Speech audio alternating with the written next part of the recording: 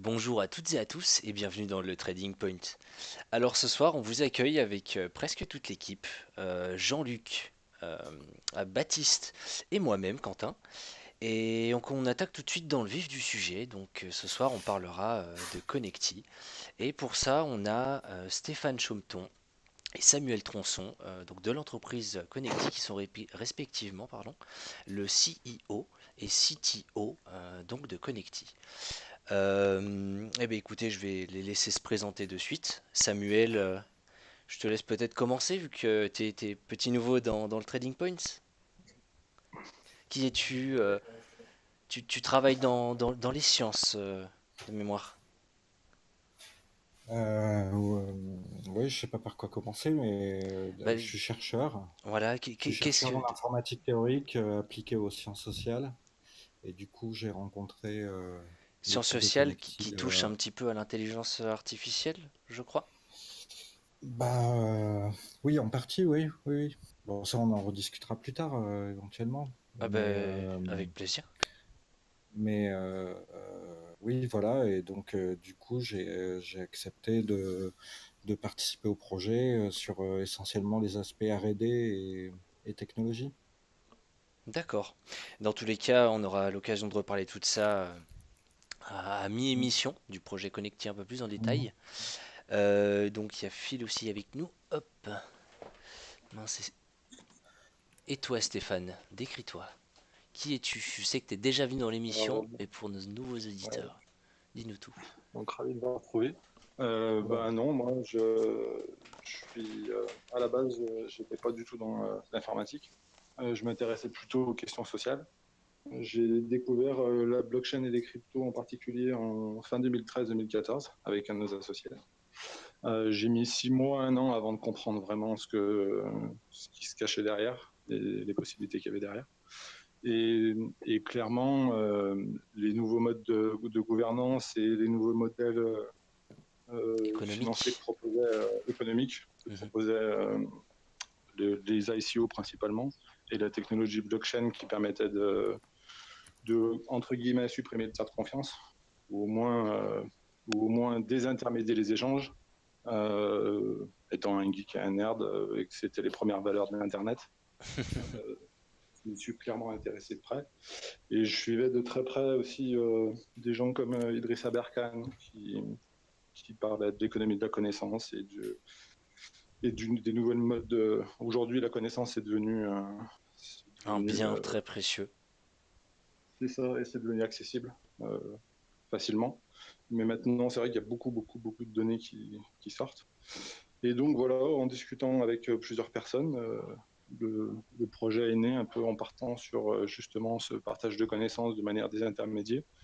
Ensuite, en discutant avec des chercheurs, on s'est rendu compte que ça répondait clairement à certains problèmes qu'ils avaient dans leur branche. Ça me pourra en dire un petit mot tout à l'heure. Oh bah on est là pour Et ça, donc on voilà. aura l'occasion de détailler un Donc petit peu tout moi, ça, pourquoi le projet Connecté est là. c'est ça. Et donc déjà, ça permettait aussi de garder une certaine forme d'indépendance en lançant une ICO, c'est-à-dire sans faire venir des investisseurs trop tôt dans un projet où ensuite tu as plus ou moins une laisse autour du cou. Donc, on s'en a décidé de se lancer dans les ICO. Alors, on s'y est pris un peu trop tard ou trop tôt, ça dépend comment on voit les choses, par rapport au marché, On aura clairement. l'occasion de reparler de tous ces détails dans la deuxième partie de l'émission. C'est vrai que C'est ça. les ICO, c'est encore une question même. D'ailleurs, la potentielle nouvelle vague qui va arriver. Enfin, on verra tout ça tout à l'heure. Par rapport Euh, à tout à l'heure, parce que ça va être très très intéressant. Là, moi, j'ai plein de questions qui me taraudent. ICO, STO, quel modèle se tourner. Enfin, c'est intéressant de voir que vous êtes encore en ICO aujourd'hui. mais Côté du courage, on Très en bien. parlera tout à l'heure, ouais. C'est ça. De toute façon, les STO, clairement, nous, ça ne nous correspondait pas tellement. Parce que hmm. ça reste des échanges et ça reste un token d'utilité, quoi qu'il arrive. Un token de sécurité, c'est plus pour tokeniser quelque chose, Oui, quoi, un actif. oui, c'était clair. Après on en parlera tout à l'heure, parce que je pense qu'on a plein de choses à dire tout ça, parce qu'il y a des tokens aussi hybrides. Est-ce que vous avez Ouais. pensé aussi à ces choses-là, mais on verra ça après le point trade, je pense. De Oui, c'est mémoire, ça. vous êtes, bah, ça va être croustillant là. Vous êtes en redéfinition du white paper, si j'ai bien compris, et C'est ça. Donc en fait, ouais, ça va être en croustillant. discutant avec en discutant avec nos premiers partenaires qui sont affichés sur le site et en discutant aussi avec des chercheurs, On a affiné, et des investisseurs aussi, on a affiné notre modèle par rapport à ce qu'on proposait au départ. Donc pareil, on aura l'occasion d'en reparler, en toucher deux mots. Et on a revu aussi totalement la token économie, enfin l'économie du token, par les Français. Parce que clairement, il fallait répondre à certaines critiques qui avaient été émises sur certains modèles d'ICO, et notamment, si on veut rentrer un peu dans les termes techniques, sur la vélocité. Et donc, on a essayé de répondre avec deux mécanismes que je vais exposer tout à l'heure. Ah bah c'est Eh parfait. ben, Puis en écoute, termes de ouais, partenaires, très bien. effectivement, il y a des beaux noms, hein. Boulet? On voit des avocats, il y a le KT, Baptiste? pardon, excuse. Ouais. T'inquiète pas, excuse-moi, c'est moi qui ai dérapé. Du coup, Baptiste, moi ce que je te propose et à tout le monde, c'est qu'on passe à la partie trade. Parce que là, je pense qu'on a déjà depuis 3 semaines en plus, on a des choses intéressantes à dire. BTC qui se redresse un petit peu. Je pense que. Eh ben, on a de quoi faire. Jean-Luc, je te passe la main tout de suite. Qu'est-ce que BTC? Comment Salut il le va en crypto ce moment? dingo. C'est intéressant de ce que tu as dit tout à l'heure, la vélocité. On peut aussi l'utiliser dans les marchés. La vélocité, c'est de la dynamique. La vélocité, ça s'emploie surtout dans les manches de guitare. Quand on passe d'un accord extrême à l'autre, c'est ça la vélocité. Et on s'est rendu compte qu'il y avait en fait quelques coins qui commençaient en fait à s'affranchir un petit peu du BTC. On a vu par exemple le BNB, on a vu le LTC, on a vu Ontologie, enfin Mais on a vu avant de quelques partir, graphes. Oui, avant de partir là-dessus, est-ce qu'on pourrait regarder un petit peu BTC, BTC, ETH, comment ils vont, alors qu'est-ce qu'ils j'ai racontent? mis un petit graphe de la Total Market Cap qui reflète quasiment exactement le même graphe que le BTC, qui est, euh, Et qui est qu'est-ce dans qu'il la nous partie dit chat en ce live. moment? Une potentielle Ben, BTC, remontée, il est stable, BTC, comment il est? il est pleine résistance. En ce moment, il est pleine résistance de l'ancienne tendance, la tendance baissière qu'on a eue 2018. Par contre, le journalier corrige. Ça veut dire que le journalier est haussier. Donc, en fait, on est à la croisée des chemins entre deux groupes qui vont s'affronter. En fait, le groupe qui pense que la tendance baissière est finie et le groupe qui pense que la tendance baissière va continuer. Donc là, on va s'entrechoquer. Mais pour l'instant, le BTC n'a pas passé la résistance et la Total Market Cap non plus. Il y a un Donc pour danger de l'instant, résistance. Nous sommes en j- plein j'en dessus. j'en parlais un petit peu avec Phil ce matin. Là, actuellement, on est un petit peu dans l'attente d'un breakout. On sait qu'il va y en avoir un, Voilà, c'est franchement sous peu, ça se compte en c'est ça. jours, On est semaines et pleine encore. résistance. Mais Alors, par contre, il ça y a va une être chose dur. intéressante, c'est qu'on a quelques groupes, quelques challengers qui se sont émancipés. Alors ce soir, je voulais parler d'une petite astuce technique que j'emploie en ce moment. C'est d'utiliser, par exemple, sur vos graphes, bon, Madger et Gantz, ils l'ont déjà fait, parce que je suis intervenu sur des petits groupes, c'est d'utiliser la moyenne mobile exponentielle 200, la mettre sur ces graphes en journalier et n'investir, si on le souhaite pour l'instant, avant anticipation, que sur des coins qui ont passé cette zone, comme l'a fait Dash aujourd'hui et hier, comme l'a fait Ontologie, enfin bref, faites vos recherches, vous allez voir. Quelques champions qui ont passé la 200 exponentielle, parce qu'au-dessus de la 200 exponentielle ou de la 300 simple jour, en fait, on peut considérer qu'on est dans un investissement moyen-long terme. Alors en crypto, moyen-long terme, ça veut pas dire grand-chose. Mais par exemple, j'ai mis des C'est graphes un d'indication moyen long terme de 5 mois, comme le grand Link, maximum. par exemple le Link, qui est un actif Chainlink qui est passé depuis plusieurs mois, et on voit il est passé au mois d'octobre, et ça fait octobre, novembre, décembre, janvier, février, mars, avril, ça fait 6 mois, 7 mois qu'il est au-dessus de la 200 exponentielle. Donc j'ai mis des graphes dans le chat live.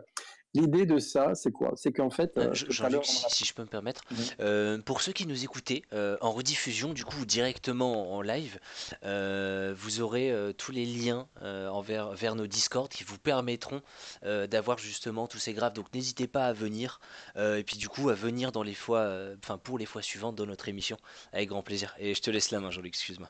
Merci, je t'en prie. En fait, depuis 2, 3 semaines, on a vu des challengers qui passaient la moyenne mobile de 100 exponentielle. On s'est interrogé, on a dit, tiens, qui s'affranchit du BTC? Waouh, des champions, c'est quoi? C'est qui ces gars? Et en fait, on s'est rendu compte que c'était quand même des pointures. On avait LTC, BNB, Yobi Token, Ontologie, le Dash hier. Enfin, il y a quand même quelques pointures qui s'affranchissent. Il y a Komodo, il y a RLC, il y en a entre 10 et 20. Faites vos recherches, c'est pas une incitation à l'investissement. Donc on s'est dit, tiens, c'est bizarre, ces champions-là passent les moyennes mobiles de 100 exponentielles Et les intervenants sur ces actifs ont une idée à moyen long terme. Pourquoi? Eh bien, en fait, qu'est-ce qui s'est passé? C'est que ces champions-là, ils ont subi, pendant le marché baissier, un écrasement, c'est-à-dire une perte, ils ont encaissé de la vélocité minimale. Je m'explique. J'ai mis un petit lien sur ATH Coindex. C'est très intéressant comme site. Ça donne en fait la perte en pourcentage de la somme totale de l'actif par rapport à son ATH. Par exemple, je suis désolé, mais Zcash a perdu depuis son ATH 98% de sa valeur. C'est colossal. Ion a perdu 98% de sa valeur depuis son ATH. Ok, c'est une information. L'idée, c'est quoi? L'idée, c'est que tous ceux qui ont décéléré au maximum auront beaucoup de mal à aller rejoindre l'ATH. D'accord? C'est l'idée de la vélocité, une perte de vélocité encaissée. C'est très dur de retourner à l'ATH. Pourquoi? Parce que pour réaccélérer, il faut redonner de la force et de l'énergie et il faut repasser cette fameuse moyenne mobile 200 exponentielle jour. Donc, l'idée, c'est de vous montrer, par exemple, sur le Dash, le premier graphe, comment ça se présente en fait. Quand on a très fortement décéléré, il faut remettre de l'inertie, il faut remettre de la force pour reprendre, pour redonner de la tendance. D'accord? Qu'est-ce qui se passe? C'est que si on a des coins maintenant et qu'on veut investir, le BTC n'a pas passé la résistance. Donc, c'est un pari très risqué pour l'instant d'investir, d'accord? C'est très risqué. Par contre, on voit qu'il y a de plus en plus, tous les jours, il y a des champions qui s'émancipent. Pourquoi ils s'émancipent? Parce que peut-être il y a des informations que nous n'avons pas, peut-être qu'eux, ils anticipent le passage du BTC, et peut-être qu'ils ont un petit peu, un champ d'action un peu libre. Ils se libèrent un petit peu du BTC, enfin, potentiellement ou momentanément.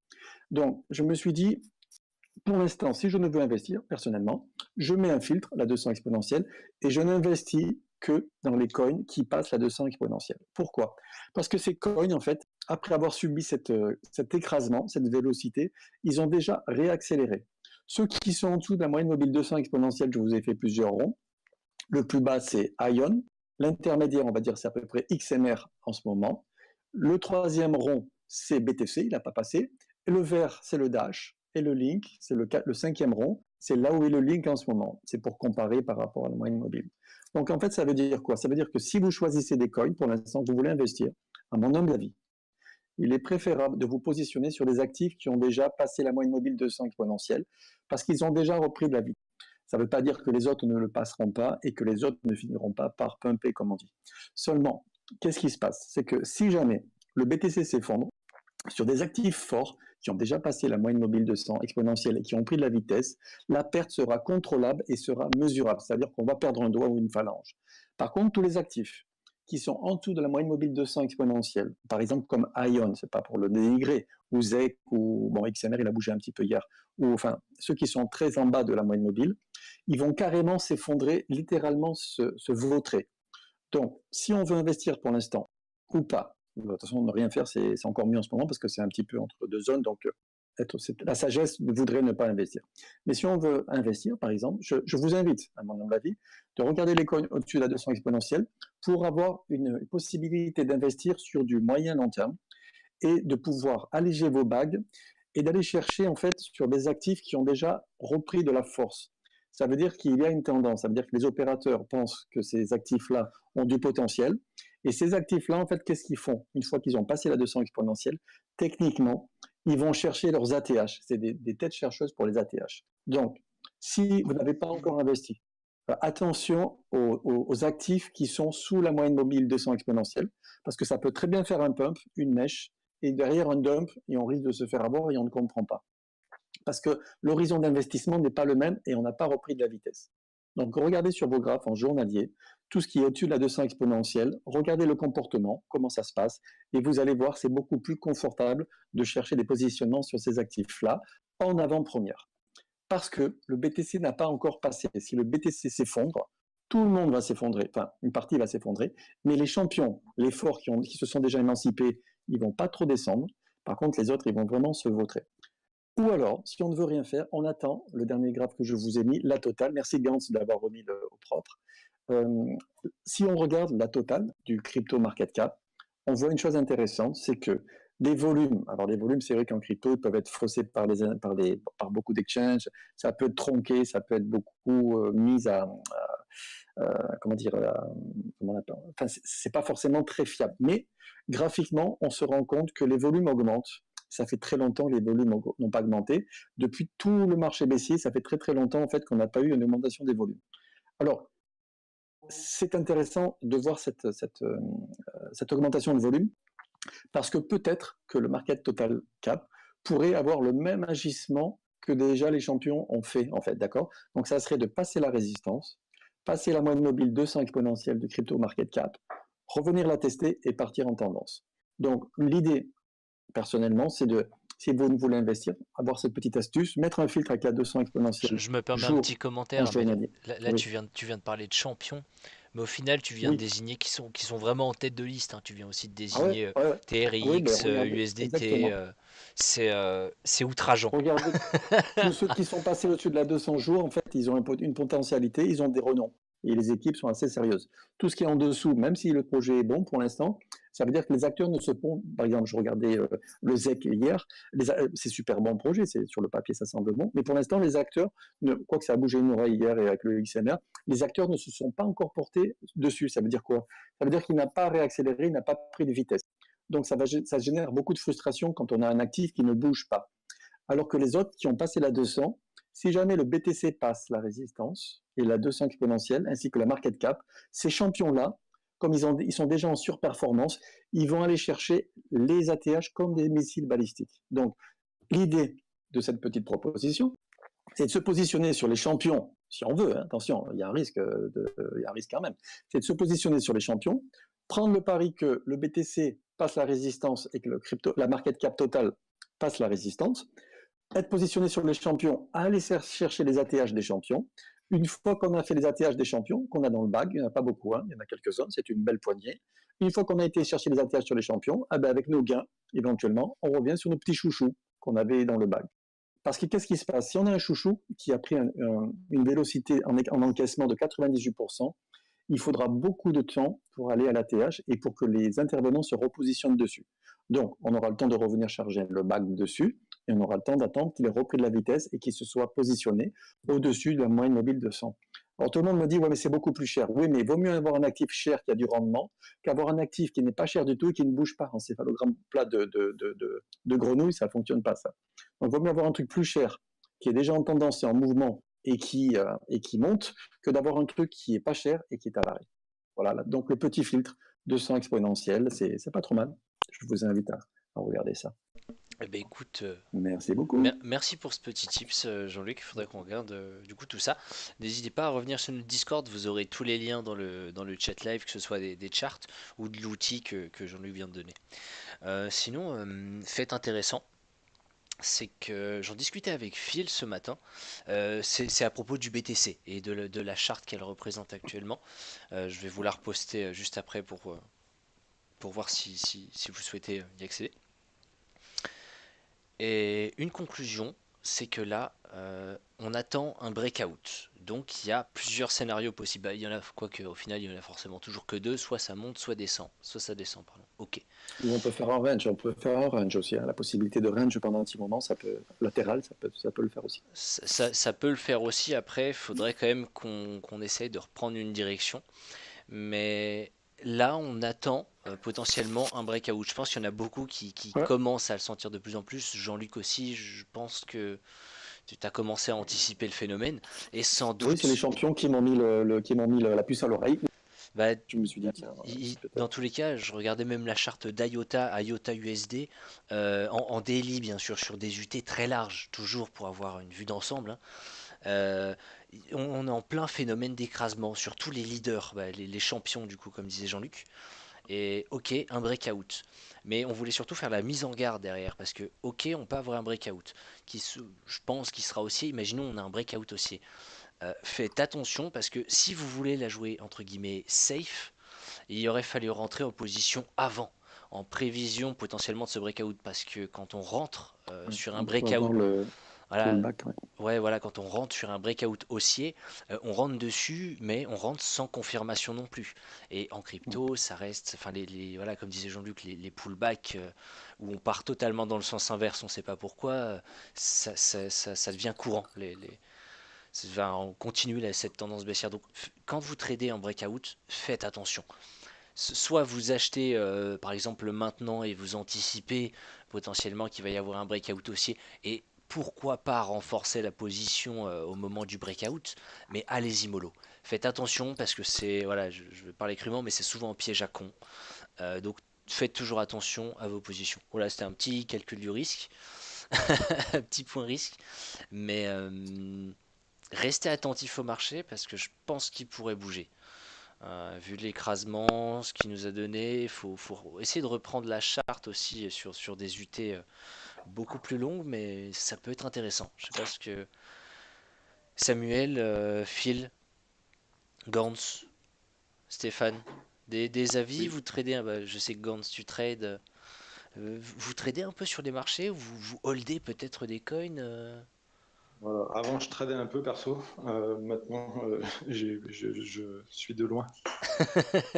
tu y as laissé des plumes ou t'en es bien Ouais, tiré? forcément. En fait, comme du coup, en début d'année dernière, je me suis vraiment focalisé sur le projet. J'ai un peu laissé tomber les cours. Mhm. Et ouais, j'aurais pu éviter certaines choses si j'avais été dessus toute la journée. Mais bon, Ah, c'est comme ça. après c'est compliqué. Bah, quoique au Et final du coup, t'as pas chômé parce que Connectis c'était non, voilà, plutôt, ouais, plutôt conséquent, je dirais. c'est ça. Enfin, on en reparlera juste après. Donc voilà, c'était le petit avertissement en espérant qu'on ait un petit marché haussier. Baptiste, tu avais quelque Oui, chose d'incroyablement important, je non, c'est t'écoute. pas quelque chose d'incroyablement important, c'est qu'il y a quelques news pour parler un peu marché sans marché, parce que moi, je suis pas trader du tout, loin de là, mais on a quand même des sentiments, ça vaut ce que ça vaut, hein, c'est pas forcément les techniques. On a quand même des bons sentiments positifs sur le marché. Il y a quand même beaucoup de gros investisseurs, encore une fois, qui mettent des billes de plus en plus. Et ça corrèle un peu avec les news qu'on a. Il y a des news positives depuis très longtemps. Après, on sait toujours qu'il y a une règle dans le trading, c'est dans un marché baissier, les bonnes nouvelles font pas d'effet. Et dans un marché haussier, les mauvaises nouvelles font pas trop d'effet. Donc aujourd'hui, ça ne pèse pas. Mais quand le marché va peut-être changer de tendance, les news vont peut-être aussi influer sur le cours ou pas. Mais dans tous les cas, les news sont bonnes et ça confirme un petit peu vos tendances marché avec un Bitcoin qui titille déjà depuis quelques temps les 4000 $. Donc en termes de news, on a quelques grosses news avec apparemment. Après les news d'aujourd'hui, moi, peut-être les prendre avec des pincettes. Il y en a quelques news qui sont des poissons d'avril. Alors Vu on a j'en vu des news. ai j'en ai une bonne là diffusée par CoinHouse. Et franchement, j'ai douté sur le coup. Si, enfin, Vas-y. bah non J'en ai une mais bonne des fakes aussi. ah ouais non, mais comme quoi l'euro ouais, l'euro tel qu'on le connaît aujourd'hui devrait être délaissé au profit du crypto-euro. Alors j'ai Ouais, envie mais de dire c'est gros. C'est gros quand même. oui, bah justement je me suis dit voilà ce que je disais tout à l'heure en off du coup au début, mais moi qui aime beaucoup l'information, beaucoup au courant des dernières choses, les réunions, les ci, des ça, si je passe à côté de ça, enfin je suis teubé, clairement, clairement. C'est clair. Bah alors en fake news aujourd'hui, on a eu comme une grosse fake news qui était parue par des gros sites américains, qui est Ouais. que le JP Morgan Coin a été annulé. Au début, j'ai fait bonne nouvelle, puis en fait, j'ai réfléchi un petit peu, j'ai fait non, poisson d'avril. Donc en grosse news aujourd'hui, on aurait le lancement du premier ATM Bitcoin sur Lightning Network qui serait stable, donc un projet qui va bientôt sortir.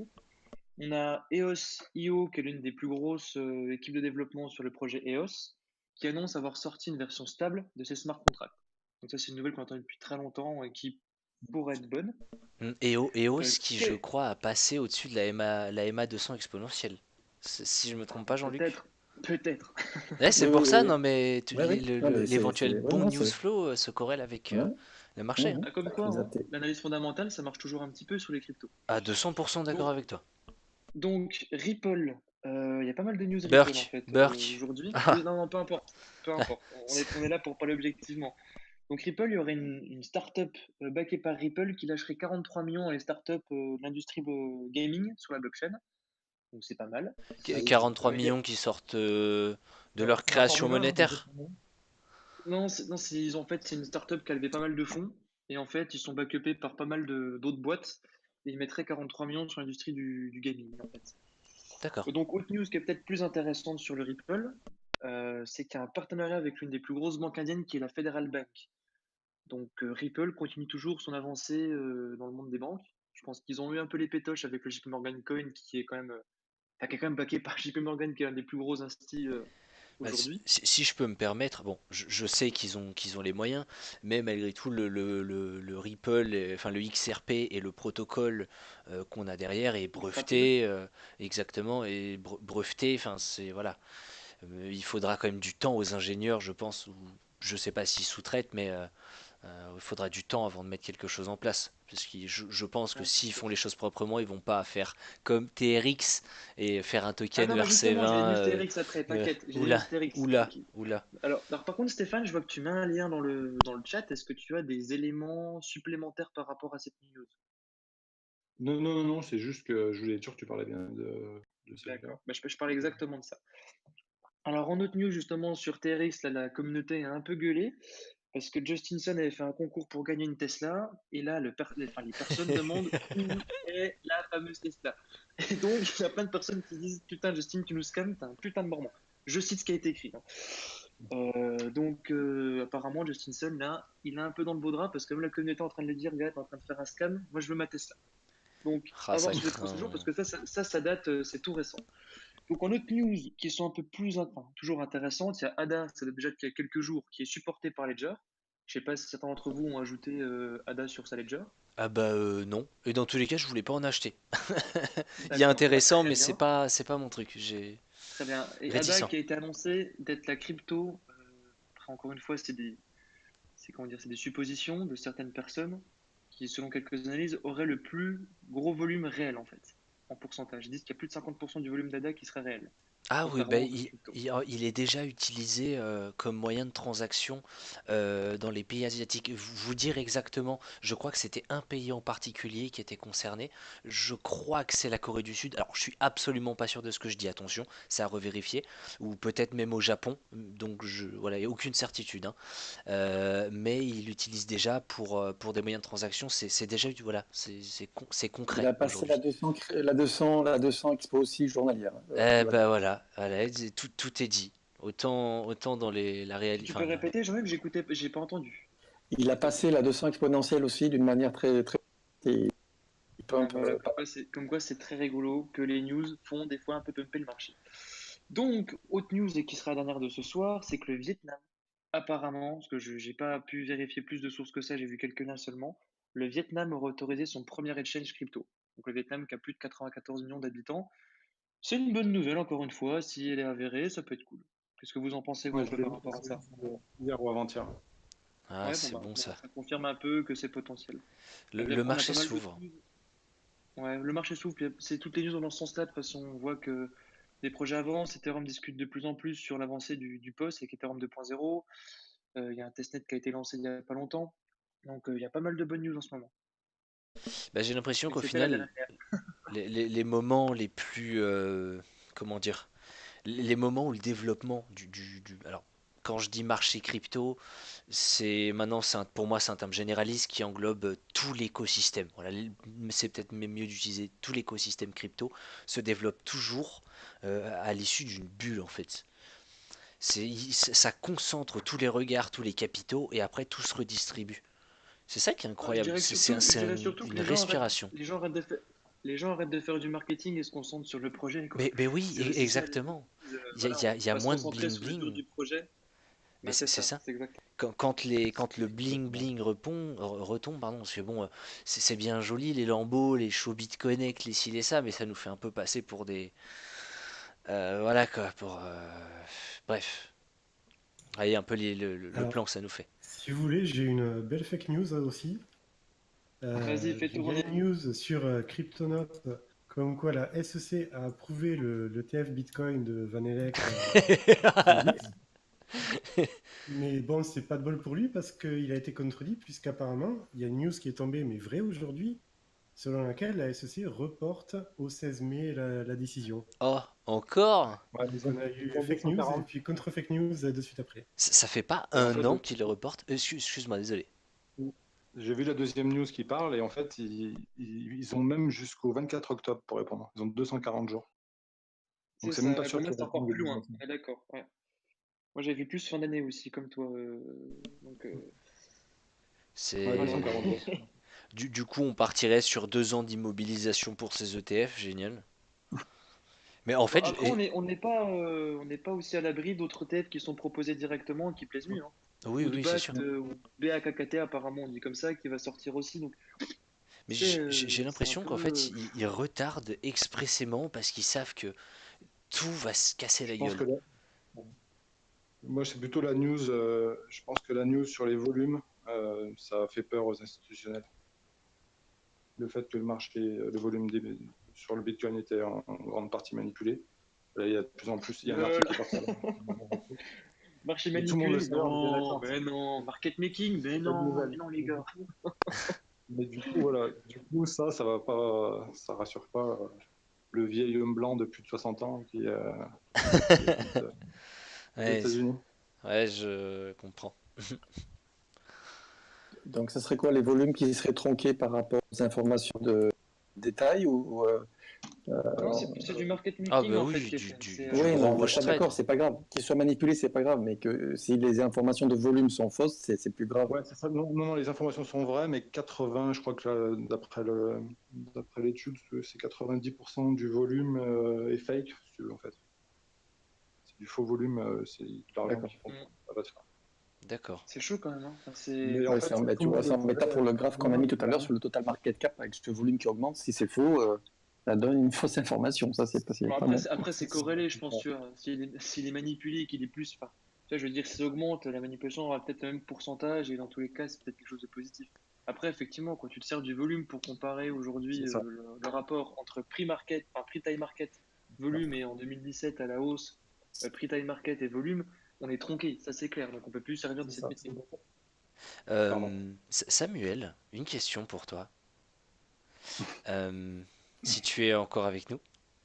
C'est le père Fouras, Quentin, ce soir. Non, non, Vous non, avez pas il y a quelque chose qui m'intriguait justement. Comment ton micro est Samuel, coupé, ça. si j'ai bien lu, euh, Ouais. comment toi tu interprètes les marchés? Est-ce que tu vois une certaine logique ou tu as une approche traditionnelle ou toi quelle est ton approche face au marché, un marché financier ou même crypto? Alors très honnêtement, j'y connais absolument rien. D'accord. Bon, au moins ça a C'est-à-dire, le mérite d'être franc. ouais, ouais, non, non, j'y connais absolument rien. Après, Par rapport à justement ton domaine d'expertise, sachant que t'es assez... Il minait du Bitcoin en non, 2013 quand bah, même. après, il y a, il y a une, comment dire, il y a quelque chose qui ressemble quand même beaucoup, c'est que moi je travaille sur les interactions entre Voilà, les agents, c'est ça que... notamment sur les systèmes complexes, les systèmes multi-agents, des choses comme ça. Mhm, Et évidemment, les marchés, c'est un domaine d'application de ce genre de choses, mais moi-même, j'ai pas de connaissances sur ça, tu vois. mhm. Mais par contre, c'est assez proche de ce qu'on peut analyser aussi en politique, par exemple. Enfin, tu vois, Il y a des c'est à schémas peu près les qui mêmes se répètent, problématiques. si c'est bien... Ouais. Bah, de toute façon, oui, après, c'est que des. De toute façon, on cherche des régularités partout, hein. Donc, t'en cherches Mhm. dans les marchés, t'en cherches dans les comportements politiques, t'en cherches dans les comportements sociaux. Eh bien C'est à écoute, peu près les mêmes choses. c'est Ouais. Mm. très bien, moi c'est ce qui va m'amener à une autre question, du coup je propose qu'on passe au grand débat directement, et ce qui m'amène à ça, on a déjà parlé de Connecti lors d'une émission précédente, donc on va le rappeler...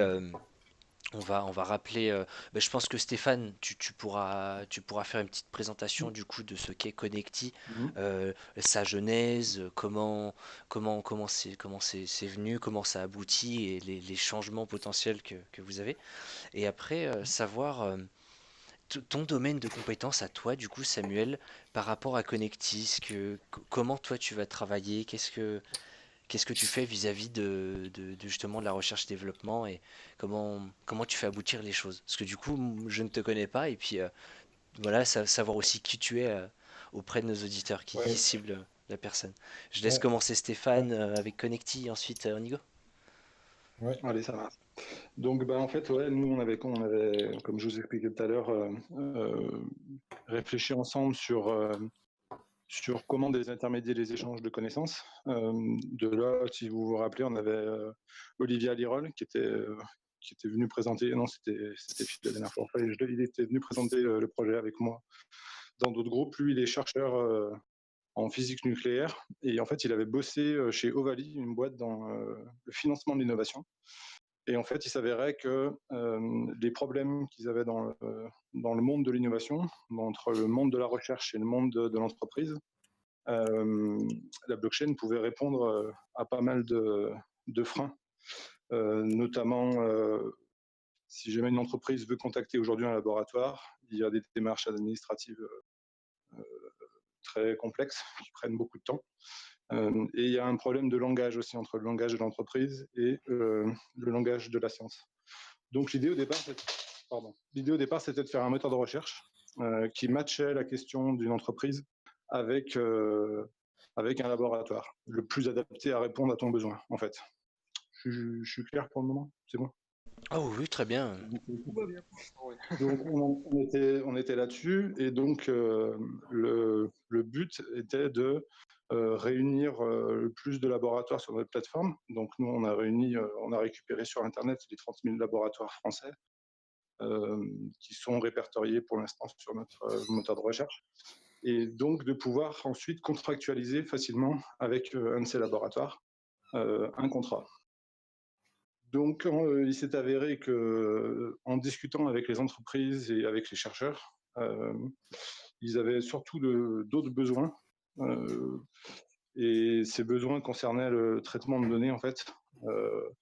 Si on prend un chercheur qui doit faire une thèse sur un sujet, il faut que dans le sujet qu'il traite, il ait une vue à 360 degrés de ce qui se passe. Et il ne peut pas se permettre de louper des choses, quoi.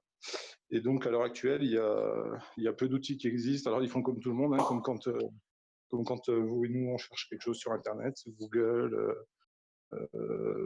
et d'autres, ResearchGate, LinkedIn, pour essayer de trouver le bon intervenant. Et donc, en discutant avec Sam, c'est là où je vais pouvoir lui laisser la parole, vu son domaine de compétences, on a justement modifié notre projet et il va mieux vous expliquer en détail techniquement ce qu'on propose. Si je me souviens bien aussi, du coup, c'est à la base, Samuel vous a été conseillé par Monsieur Aberkan, c'est bien ça? C'est ça. En fait, avant le projet, avant la création du projet, on avait rencontré Idriss en Suisse, qui nous avait reçus dans sa fondation.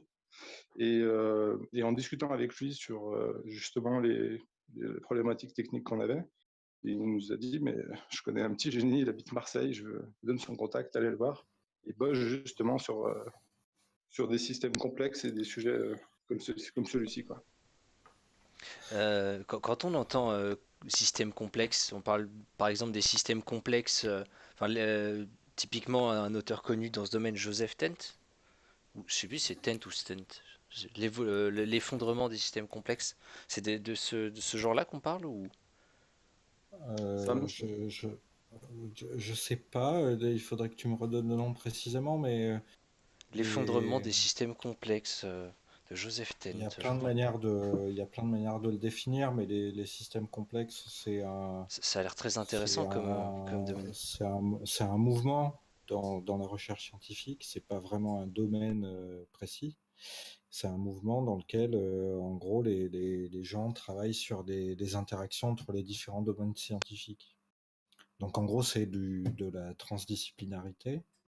Et, donc, par exemple, c'est assez courant dans ce domaine-là d'avoir des collaborations entre informaticiens et d'autres types de scientifiques. Parce que à partir du moment où tu fais de l'interdisciplinarité, tu as besoin de travailler sur les données, de réfléchir aux modèles, ce qu'on appelle des modèles. Et, l'informatique, c'est le meilleur moyen qu'on ait trouvé pour faire communiquer différentes théories entre elles. Voilà. Ouais, c'est pas mal impressionnant, effectivement. Du coup, Moi, oui, je me permets excuse-moi de Baptiste, rebondir, Quentin, je me permets si t'as tout bien sûr. fini. On va plus partir sur côté, parce que je vois que le temps passe vite, côté un peu plus projet, tokenomics, startup, parce que je vois que vous avez des beaux partenaires, je vois qu'il y a l'équipe DL4T. Moi, j'avais eu l'occasion de rencontrer, je sais pas si vous voyez, je pense que vous voyez qui c'est, Marina et Caroline, qui sont à Nice. Enfin, c'est agréable d'avoir des beaux partenaires comme ça. On voit des avocats. Ben, je vois qu'il y a Thibaut qui vous accompagne, qui C'est accompagne ça. beaucoup d'ICO. Donc, moi, je l'ai vu, enfin, il avait fait un super événement à Paris où il parlait des STO comme le futur. Mhm. Et c'est Mhm. intéressant, je pense, bon signe de le voir vous accompagner sur des ICO, enfin sur un ICO. Donc, pareil, Ouais, bah, Thallium, je pense DS que Avocat, oui, pardon, vas-y. excuse-moi. Vas-y, excuse-moi. Non, non, je disais qu'il faisait partie des 2-3 cabinets les plus au fait en francophonie, quoi. Ah bah, moi, je me dirais même que c'est le plus au fait, hein, parce que des Ouais, avocats, franchement, ils sont une armée, c'est assez impressionnant. c'est ça. Et je vois que C'est vous ça. êtes avec Thallium aussi, c'est eux qui s'occupent du développement de la blockchain, du coup? C'est ça.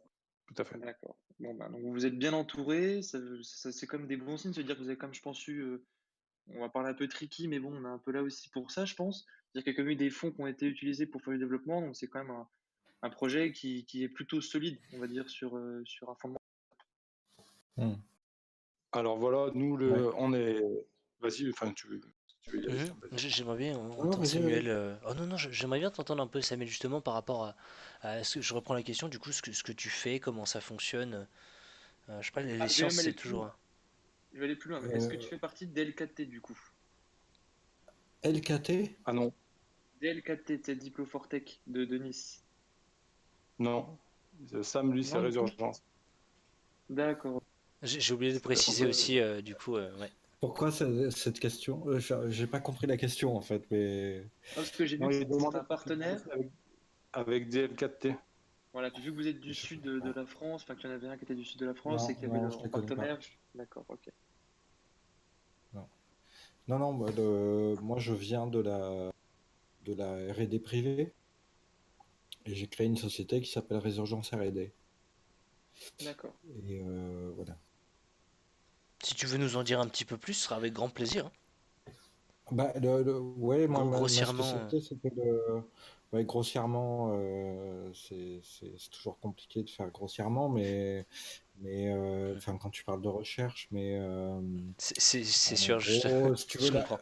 en gros, je me suis spécialisé ensuite sur les systèmes complexes, comment dire, les systèmes complexes et leur application dans le domaine des sciences sociales. Donc les interactions entre les individus, l'aide à la décision, le big data des politiques publiques, des choses comme ça.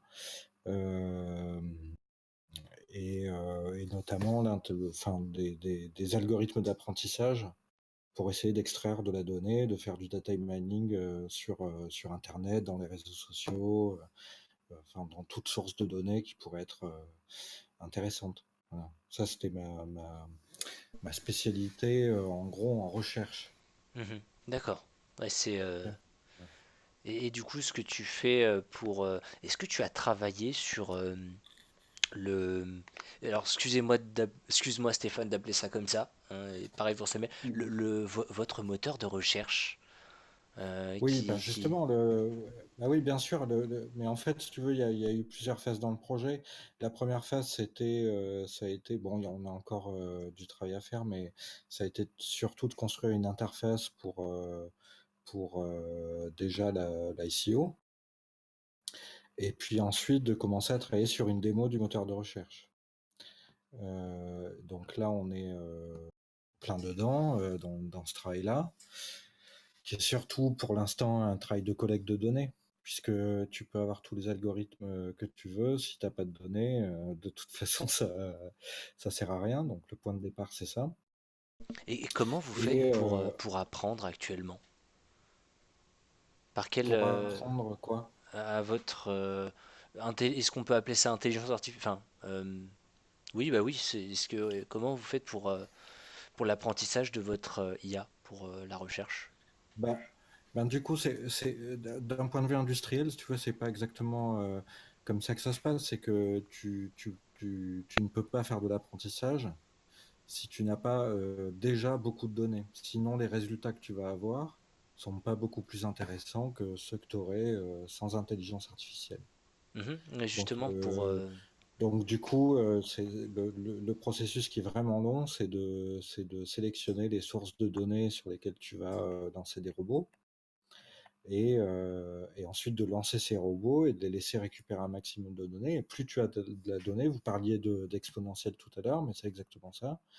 T'as des seuils sur lesquels, au bout d'un moment, ton truc va devenir très pertinent d'un point de vue apprentissage. Mais avant ce seuil-là, de toute façon, pour être clair, hein, l'intelligence artificielle donne pas plus de bons résultats que n'importe quel moteur de recherche plein texte, tu vois. Donc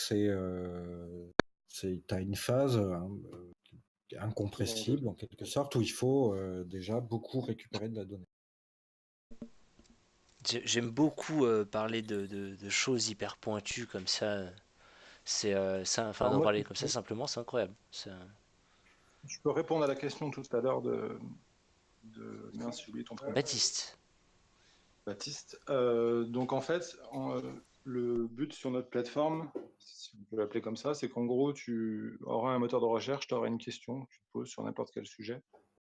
Et là, tu auras vraiment des informations qui te seront données, que tu pourras sélectionner si c'est des articles scientifiques que tu veux, si c'est de la vidéo, si c'est des articles de presse. Et surtout, quand tu auras la liste des articles, tu auras aussi des intervenants dans l'article avec le lien pour les contacter. Tu auras D'accord. Bah, moi, aussi. c'était plutôt, ouais, c'est parfait. Moi, c'était plutôt ces questions-là que j'avais, des plutôt questions en fait du Donc ça, c'est projet, la partie. savoir quel était un petit Voilà, peu c'est ça. C'est ce que le j'ai essayé de résumer business en 5 model. minutes. Ok. Voilà, Bah, c'est parfait. Bah, c'est exactement parce que ça a l'air quand même beaucoup c'est plus ça. clair. Bah, je pense que c'est aussi plus clair pour vous. Le pitch est beaucoup plus clair aujourd'hui. La dernière fois que vous étiez venu, on sent que le projet a été Voilà, beaucoup est plus clairement. mûr, plus mature, il est plus strong en termes d'équipe, en termes de partenaires. Enfin, c'est incroyable la C'est taille de ça. votre équipe aujourd'hui. Et je vois qu'il y a pas mal de, comment dire, de fonctionnalités qui sont apparues. Je vois que la blockchain a plus d'utilité qu'avant. Donc là, on a un système de smart contract, j'ai compris, avec un système d'escroc en fait. Ouais. C'est ça. D'accord. C'est Ça se passe ça. Et comment? on passe avec la possibilité pour donc l'utilisateur de refuser ou d'accepter une transaction. C'est tout l'intérêt d'ailleurs de Stellar, ce qui n'est pas possible sur. Une transaction de quoi, par exemple? On peut faire une transaction avec quoi? Imaginons tu es tu es un laboratoire et moi je suis une start-up, j'ai besoin d'un petit rapport de 4 heures sur un sujet. Je t'envoie la demande de travail. Toi, tu peux l'accepter ou ne pas l'accepter. Tu peux accepter ou pas accepter le smart contract. Ça évite D'accord. en amont d'être obligé de se mettre d'accord obligatoirement et tout ça. Mais surtout Tout pour l'intérêt finir, du donc smart contract. c'est ça. Ça, c'est la partie gratuite de la plateforme, en sachant que le coût des échanges, donc si jamais tous les deux on formalise un smart contract, d'accord, il y a une commission de 0,99%. Donc c'est très faible, c'est ce que nous permet de faire la blockchain. Et c'est ce qui nous différencie aussi de certains concurrents qui sont juste sur ce créneau-là, c'est-à-dire, mais de manière centralisée, et qui font ce qu'on appelle de l'accélération de transfert de technologie. Ils cherchent, ils mettent en lien des entreprises et des laboratoires et des chercheurs. D'accord. Donc Ok. c'est sur ce marché qu'on se positionne vraiment. Et ensuite, si jamais, là par exemple, si tu avais une question, tu as ta réponse, ça te suffit. Mais imaginons, il faut que tu suives ce sujet-là régulièrement tous les jours. Tu pourras te payer un compte premium avec un monitoring de base, avec toutes les options que toi tu veux, et être informé en temps réel de ce qui sort sur, je ne sais pas quoi, n'importe quel sujet technique et qui concerne la recherche et la science et la recherche et le développement. D'accord. Donc en fait, c'est effectivement ce qu'on voit dans votre page d'accueil quand on voit toutes les offres. Donc il y a l'offre où on fait une recherche simplement, donc c'est presque du B2C si je veux me renseigner un peu sur C'est tel ou ça. tel sujet. Et si on veut rendre la chose plus approfondie et avoir, ben, comme tu dis, des notifications ou d'autres choses, justement peut-être Et des surtout, tu vois, rapports ou. voilà. Et surtout, tu as la possibilité avec ceux qui se sont validés sur notre plateforme de contractualiser avec eux. Imaginons, il y Oui, a un laboratoire, je ne sais pas où, qui est dans le caoutchouc, tu vois, et toi, tu es à fond dans le caoutchouc et tu veux savoir quand le caoutchouc, il arrive à cuire en dessous de telle température, et voilà, tu veux des infos, et il y a un mec qui arrive à le faire, et ben, donc forcément, tu auras de toute façon le laboratoire qui traite de ces sujets, et C'est sur le vécu quand même. les laboratoires qui auront été validés sur notre plateforme, en fait, qui se seront validés, bah, tu auras un bouton directement contractualisé avec eux. Sinon, tu auras un bouton pour les contacter, en fait. D'accord. Il y a un Alors, système de moi, je vais rating par décider. rapport au laboratoire ou aux chercheurs? Pardon? Et déjà, est-ce que vous différenciez du coup laboratoire et chercheurs indépendants? Et dans un cas ou dans l'autre, vous avez un système de rating ou de notation des Alors, chercheurs ou des laboratoires en fonction de leur pertinence? on va y arriver, c'est parfait. Non, Donc, du coup, bah, là, tu vois, tu avais l'option à 75 € par mois, c'est plus pour un chercheur indépendant, d'accord? D'accord. Ou pour n'importe qui est vraiment fan d'un sujet et qui veut avoir beaucoup d'informations. Et ensuite, tu as l'option entreprise, Managed corporate. service. C'est Là, celui-là, c'est 500 € les l'année? organismes. Voilà. Donc là, en Ok. fait, c'est le laboratoire qui rentre ses propres chercheurs dans son, sur sa page, quoi, et qui les référence. Et Ok. Est-ce ensuite, qu'il y a un système de notation par rapport à ceci? oui. non, pour Alors, l'instant, ça dépend comment tu envisages la question de notation, mais si tu veux, oui, il y aura un système d'évaluation, ça c'est sûr. Et en D'accord. même temps, c'est pas un domaine dans lequel, si tu mets juste des notes aux gens, tu vas trop, enfin, comment dire, Ah oui, oui, non, mais d'abord, ça va. c'est pas un levier, non, c'est pas un KPI Ouais, important. ouais. C'est juste la Non, mais possibilité, c'est, typiquement, moi je te dis, je si, fais un si, ça. échange avec un mec qui fait du caoutchouc, comme pour reprendre l'exemple. Si la Ouais. personne me fait un mauvais rapport ou qu'elle répond pas à ses exigences, alors, que je puisse soit la signaler, soit dire, mais attention, cette personne Ah alors elle c'est oui, ça. oui, caoutchouc bien Alors, aussi, sûr. c'est peut-être Oui, pas oui, bien. bien sûr. Oui, là, bien c'est sûr. notre système. Mais Tu y vas, Sam, vas-y. non, non, mais oui, bien sûr, ça existera. Il y aura tout à fait, il y aura même des, comment dire, il y aura des contrôles en fait qui seront faits. Mais l'important, c'est surtout que, si tu veux, c'est un domaine dans lequel il faut à tout prix que les gens, et puis il y a un côté militant aussi là-dedans. Enfin, je pense que Stéphane sera d'accord. C'est que il faut pas reproduire des mécanismes qui vont présélectionner les meilleurs. Ah oui, C'est puis en ça. plus, tu Et serais dépendant de ces c'est notes comme hyper les restaurants important aujourd'hui. Ah que, oui, oui, c'est clair. voilà, c'est hyper important que justement tout le monde ait à peu près le même degré de Mm. probabilité de, J'ai de une rencontrer question. une autre personne. Tu vois? J'ai une question Ouais. qui va très bien suivre avec celle-là. Je te laisse la parole juste après. On a Mhm. beaucoup parlé avec, je crois aussi un petit peu avec toi du coup, avec Stéphane, de valeurs que Connecti veut représenter, que vous aussi au quotidien voulez. Mais voilà, on a parlé de partage un peu de Oui. connaissances, Alors, être si je peux me indépendant. permettre, Vas-y, je veux juste finir sur la excuse-moi. notation. J'avais mal compris la question.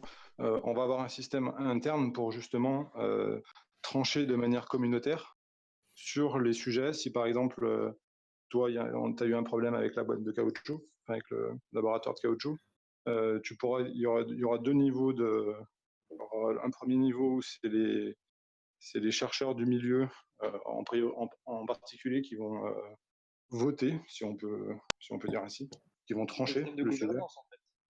C'est ça, c'est ça. Ok. Et il y aura, en cas vraiment de litige, il y aura un comité d'éthique qui sera a priori élu. Ça, on n'a pas encore tout à fait tranché cette question. Et puis, ça sera à discuter avec la communauté. Bon, dans tous les cas, vous Pour vous êtes posé la justement, question, ce qui est très bien, parce qu'effectivement, ça peut être un risque, et pour c'est l'investisseur, ça. ou du moins pour les personnes qui utilisent la plateforme, c'est quelque chose qui est important de Ouais. lever. Tout à fait. Et ce qu'on Ouais, un petit comprend, peu vite fait par rapport à ça. Finalement, Imaginons qu'il y ait un accord de confidentialité. Comment vous oui. faites pour faire auditer le sujet en cas de conflit? Alors, personnes qui feront partie du comité signeront évidemment une clause de non-divulgation. D'accord. En sachant que traditionnellement, sur ce marché-là, quand vous allez sur des sites justement qui font ce genre de mise en relation, eux, ils font directement appel à un juge dans la vie, enfin dans le, On un rigole juge. pas. Voilà. Et moi, je Donc peux créer un nous truc c'est là où on se TSP. différencie, c'est là où on veut vraiment essayer de se différencier en ayant vraiment un côté communautaire. Et c'est ce que permet la blockchain, c'est ce que permet Ah l'esprit, bah, c'est du moins. super intéressant, c'est clair. Juste Quentin, je me permets juste, en fait, vous êtes un peu comme, je suis désolé, le Talao en fait des chercheurs, si vous connaissez le Alors, projet.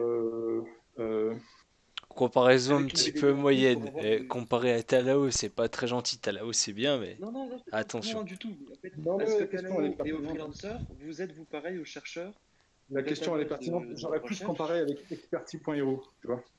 D'accord. J'aurais plus Moi, je parlais pris. plutôt en projet français Ok. pour l'écosystème un peu réduit. Ok. Ouais, c'est ça. Ouais. Sauf que eux avaient déjà une société, utilisent déjà. C'est pas. Enfin, de ce que j'ai compris, hein, ça sera pas vraiment décentralisé. Mais je peux me tromper. Puis c'est pas le même Ouais. secteur du tout, mais c'est le principe de Non, mise ils en sont vraiment relation, sur de un. gouvernance. Voilà, c'est ça. C'est pour ça que expertise.io et plus eux, ils font juste des petites conversations de un quart d'heure, une heure, où ils mettent en contact un chercheur et un expert. Et là, ils sont vraiment sur le principe décentralisé, et c'est plus proche de nous, quoi. Mais, c'est pas, eux, ils Ah sont bah c'est vraiment. ouais, très bien d'en parler. Alors, quelles sont vos forces par rapport à ceci? Alors justement, c'est que eux, ils se sont mis sur un créneau où en fait, ils sont pas mis sur un créneau justement. Ils n'ont pas vraiment décidé de niche sur laquelle se greffent vraiment. Et D'accord. c'est plutôt du consulting sur un peu tous les sujets. Alors que nous, clairement, le marché qu'on identifie, auquel on peut s'attaquer en premier, c'est le milieu de la R&D. Oui, puis il y a une database aussi qui est hyper Aujourd'hui, importante, je pense. oui. Avec un Et modèle potentiellement disruptif, si je me trompe pas. c'est ça. C'est ça. Bah, Oui, potentiellement. clairement, ouais, on Mm. peut. Il y a pas mal d'intermédiaires dont on peut se passer si notre projet se passe bien. Mm. Mais en tout cas, on essaie aussi de répondre aux attentes de nos clients en sachant que le traitement de données pour les PME françaises en général, ils bénéficient pas d'outils ou de startups qui leur vendent des trucs, des outils pointus très chers, qui n'ont pas les moyens de s'offrir. Et là, ça serait de pouvoir remettre les PME sur le même pied d'égalité en matière de traitement de données et d'information. Alors par contre, moi j'ai une question par rapport à ça, de ce que tu me dis en termes de parce que moi de ce que je comprends, si demain je cherche par exemple Mhm. température de fusion du caoutchouc, pour Mhm. reprendre un peu l'exemple de tout à l'heure, j'aurai les Mhm. articles, par exemple température du caoutchouc d'un Chinois, d'un Australien, et cetera. Et Mhm. moi j'ai cru comprendre qu'aujourd'hui dans le marché un petit peu des annuaires de publications scientifiques, c'était quelque chose qui était soit réservé aux chercheurs pardon, Mhm. soit qui était payant. Comment aujourd'hui les chercheurs qui feront ces écrits accepteront de mettre ces écrits justement sur votre plateforme? Est-ce que c'est parce que du coup leur profil sera disponible pour être mis sur le marché entre guillemets pour faire des prestations, ou est-ce que vous avez un autre modèle qui pourrait les faire converger sur votre plateforme? Non, mais t'as pas besoin de ça en fait. Parce que le milieu de la recherche, il fonctionne d'une manière complètement différente. C'est que en gros, enfin, je vais résumer comme ça très rapidement, hein, mais en gros, quand tu es chercheur, t'as intérêt à ce que tes travaux soient diffusés. Oui, c'est sûr. Donc du coup, tu vas pas. Alors, ils peuvent être diffusés de plusieurs manières, hein, mais la manière privilégiée, c'est les publications scientifiques. Mais en gros, par exemple, aujourd'hui, quand tu produis un article en France et que tu es chercheur dans le public, on va parler que du public pour l'instant, tu as quasiment une obligation de déposer ton article sur un site spécialisé d'archives, on appelle ça, euh, et même si cet article ne sera pas publié dans une grande revue, tu vois. Oui, je vois tout à fait, oui, effectivement. Donc du coup, en fait, c'est un travail tout à fait, enfin, c'est une habitude que prennent tous les chercheurs de déposer leurs articles en open source sur des plateformes spécialisées, avec éventuellement des parties de l'article qui sont confidentielles. Tu vois. D'accord. Et Donc, moi, du une coup, petite question. voilà, Vas-y, pour excuse-moi, nous, finis. ça nous fournit suffisamment de moyens déjà pour être à peu près au courant de tout ce qui se fait. Et après, tu as tout le reste de la recherche, celle qui n'est pas publiée ou qui est secrète, qui est un peu plus difficile d'accès, évidemment. Tu vois, mais D'accord. 80% de la recherche, tu y as accès juste par ça, par les publications que font les gens. Et du coup, vous comptez plus sur les personnes qui vont publier sur votre plateforme, ou vous allez plus compter sur du data mining, du Non, scrapping en d'articles? fait, voilà, c'est ça, t'en as pas besoin, et même ça serait contre-productif parce que la plupart des chercheurs créent plutôt des comptes sur des plateformes spécialisées. Donc, il y a ORCID qui est la plus connue, et puis après ResearchGate, puis une grosse partie des chercheurs sont quand même aussi sur LinkedIn. Mais du coup, ça serait un peu contre-productif de leur demander de venir créer en plus un compte sur Connecti, tu vois. D'accord. Donc Donc vous du allez faire coup, un référencement des chercheurs. ouais, exactement, l'idée c'est plutôt d'être complémentaire de ces plateformes-là en faisant du data mining, en récupérant tous les articles sur Internet pour analyser quel est le nom de l'auteur, de quoi ça parle, etc. Et de faire les liaisons éventuelles avec LinkedIn et ResearchGate, etc. Mais plutôt de leur permettre d'être référencés dedans sans avoir besoin de faire d'efforts. Ce qui est D'accord. quand Mais même du plus coup, est-ce sympa. que je peux quand même contacter ces personnes qui ont fait des écrits si je veux faire un échange de savoir avec eux ou Bah est-ce oui, que bien justement. sûr. Oui. Toutes ces personnes-là seront référencées. Tu pourras accéder facilement à leur compte sur LinkedIn ou sur ResearchGate ou sur Academia, etc. Mais ils n'auront pas besoin de faire l'effort de venir s'inscrire, remplir des trucs. Ils s'inscriront, mais ils n'auront pas besoin de faire l'effort de remplir des cases, de lister leurs compétences, etc. Puisque ça, c'est déjà D'accord. en accès libre sur Nous, Internet. voilà, nous, on va pas centraliser tout ça, justement. On veut bien le Ouais, décentraliser. je comprends tout à fait. C'est Mais du vraiment coup, l'objectif. je prends vraiment le problème à l'inverse et je suis désolé si ça vous Vas-y, pose vas-y. souci. Mais donc, je prends l'exemple. Moi, admettons, je suis un chercheur dans le caoutchouc. Vous me référencez sur mes articles de température de fusion du caoutchouc. Et la personne Ouais. peut me contacter sur LinkedIn. Quel intérêt j'aurais? Je prends l'absurde, hein, je le vois les intérêts, mais quel intérêt j'aurais moi à venir m'inscrire sur Connecti pour faire le contrat avec la personne plutôt que de le faire, qu'il me fasse un Bah, virement et que je fasse le contrat derrière? l'intérêt, il Bon, est très simple, c'est que sur Connecti, tu vas pouvoir le faire avec un smart contract qui est déjà formaté exactement sur ton besoin, en fonction de ce que tu veux vraiment obtenir de ce chercheur. Parce que dans certains cas, tu vas vouloir juste pouvoir téléphoner et lui poser 2, 3 questions. Et dans d'autres cas, tu vas l'inviter à venir faire un cours ou à venir participer à un séminaire ou à s'intégrer dans une entreprise pendant une semaine pour faire quelque chose avec eux. Donc tout dépend de ce que tu vas vouloir faire. Mais ce qui est quasiment sûr, pour répondre un peu plus précisément, ce qui est quasiment sûr, c'est qu'on va devoir développer des plugins pour LinkedIn, etc. Ah oui, C'est-à-dire c'est sûr. Ah, il y a une donc il y a sorte de malgré tout plugin encore. Connecti qui permettra aux gens très facilement dans LinkedIn de basculer sur Connecti au moment où ils veulent faire une transaction.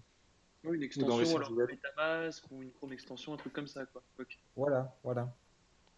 Ça, c'est clair. D'accord.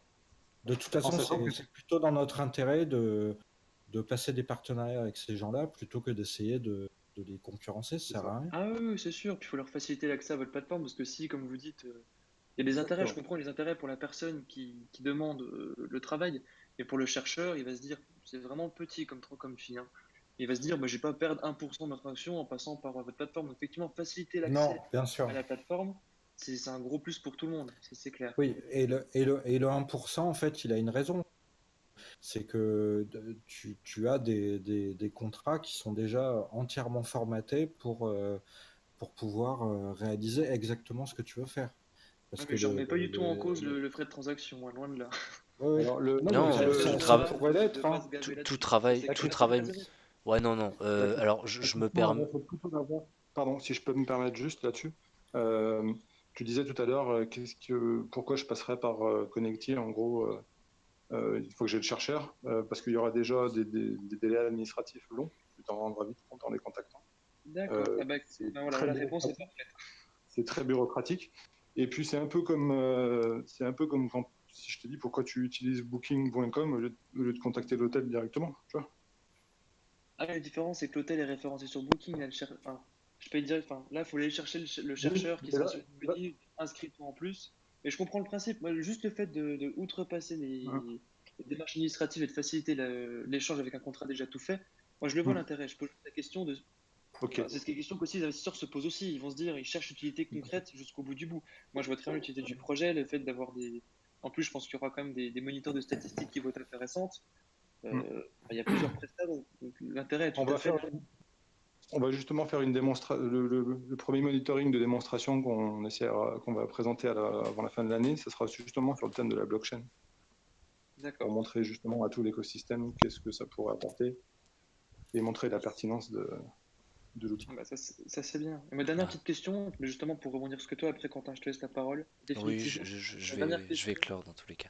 Prends roadmap. le temps. Si je vous demande une petite roadmap, que ce soit pour cette année ou la suite du projet, qu'est-ce que vous auriez à nous dire? Bah, Question sensible. l'arrête- Faut là, on pas est en dire train de de préparer. conneries. Le CEO, Ce qu'on est en train, ce qu'on est en train de préparer, c'est une roadmap dynamique. Ça se fait rarement, a priori, de ce que j'en vois en tout cas. C'est-à-dire que là, on va sortir sur le site une page de roadmap, mais au lieu qu'elle soit fixe, elle va être mise à jour en permanence, presque en temps réel. Mais bon, ça n'a pas de sens le temps réel parce que le développement, ça prend du temps quand même.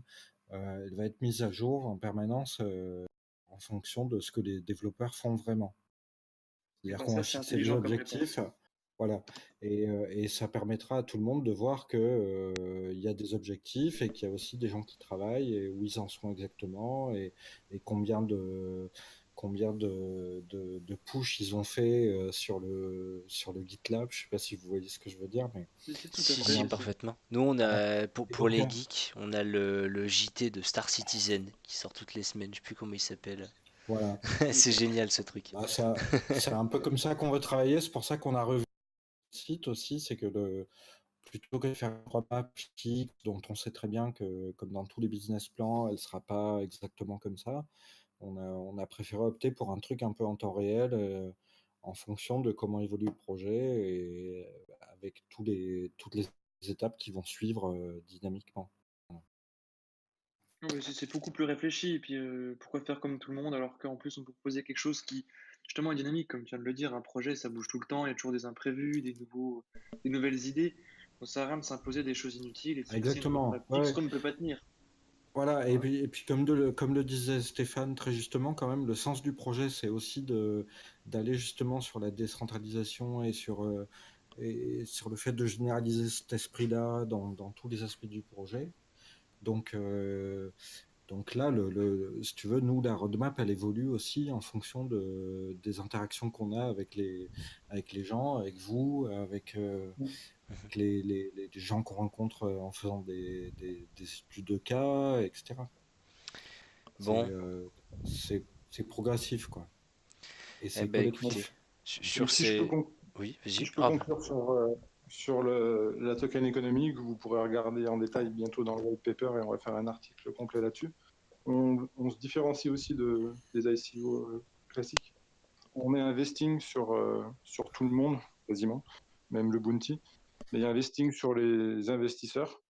Donc on laisse des bonus importants de 40% en vente en ce moment qu'on a et en période d'ICO de 30%. Mais la contrepartie, c'est un vesting sur 18 mois. C'est-à-dire que tu peux vendre 25% de tes tokens le jour J, maximum. Ensuite, 25% 6 mois après, 25% au bout de 12 mois et 25% au bout de 18 mois. Dans le même temps, ces tokens-là, vous aurez la possibilité de les placer dans une pool de stacking. Cette pool de stacking, elle sera alimentée par les tokens early adopters qu'on va distribuer aux startups et aux jeunes entreprises à qui on voudra faire tester la plateforme, qui pourront se prendre un abonnement monitoring. Ces tokens-là se retrouveront donc dans la pool et seront repartagés entre ceux qui seront dans la pool au pourcentage de ce qu'ils ont. Si tu as mis 10 000 euros et que c'est 1% de ce qu'il y a au total, et ben, tu toucheras 1% des tokens Ah, early d'accord, adopters. c'est cool. Par contre, une dernière question, Quentin, je suis désolé, mais une question Vas-y. qu'on n'a pas posée et qui est ultra importante, je pense. Vos tokens, ils servent à quoi? On paye les prestants en tokens ou on Tout, les paye en euros? tout, tout est achetable uniquement en token. D'accord. Ah, c'est risqué, mais c'est un beau pari quand même, parce que si on se fait payer en token Bah, les prestats et que le token dévalue, c'est quand même. alors il y a une option, il y aura une option, tu auras un widget d'une plateforme de trading qui te permettra de bloquer au départ et de switcher le token en stablecoin. Ah, ça c'est bien, ça c'est malin, ça. Ok, Si vraiment la personne ne veut pas prendre le risque, en sachant que celui qui prend le risque, c'est celui qui est payé. Donc ça sera aux chercheurs et au d'accord. laboratoire de Et décider donc je peux si ça. prendre mon abonnement quand même en token alors, si je veux m'abonner pour un Exactement. directory complet. Tu pourras Ok, pas le prendre autrement de nickel. toute façon. D'accord, bah écoutez, c'est eh parfait. ben très bien. Eh ben Et écoutez, donc sur... Ah je non, termine pas juste encore. quand même sur le dernier mécanisme, parce qu'on n'a pas eu le temps de parler de la token économie, c'est le fait qu'on va dédier 20% de notre bénéfice à racheter des tokens sur le marché et à les brûler jusqu'à 50% du market cap. En fait, on a repris Ah, ça c'est ceux dont les intéressant ça. tokens d'utilité sur le marché avec le recul sur les 2 dernières années, clairement, c'est Binance. Et donc, on a décidé de reprendre ce modèle. Parce que c'est le plus Attention, pertinent. le burn reste pertinent, mais c'est pas forcément la meilleure des solutions. Donc au lieu de les burn, les stocker dans un coin, Oui, non, mais c'est pourquoi ça, pas. en Enfin, fait. Ils sont pas les dans un mettre. trou, Ah d'accord, dans un trou noir.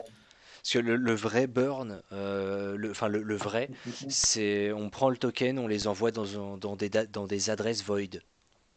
C'est ça. Et ouais, hein, c'est bon, ils sont là, mais c'est comme les trous noirs. L'information est préservée, mais elle n'est plus là. C'est ça. C'est ça. Non, je rigole. Enfin bref, sur ces belles paroles, il est vraiment temps de se quitter. Merci beaucoup à toute l'équipe. Merci beaucoup à Ouais. Gantz qui était avec nous aujourd'hui, c'était top. Et bah, merci beaucoup à Stéphane et à toi aussi Sébastien. Un petit coucou à Phil, donc c'est le CCO de Connecti qui était avec nous ce soir, qui écoutait un petit peu. Et Merci bah, les je vous gars, dis franchement, voilà. super projet. Ça fait plaisir de voir un projet mûr, qui a bien avancé en plus de la dernière fois. Et on vous souhaite tout le courage pour votre aventure. Et puis, on espère vous revoir pour sabrer le champagne avec une belle réussite au bout. Ah Merci bah. beaucoup. Merci. Merci beaucoup. Ouais. Eh ben écoutez, Allez, bonne soirée. à lundi prochain dans le Trading Point, toujours 21h. Merci beaucoup Stéphane, Samuel, c'était top.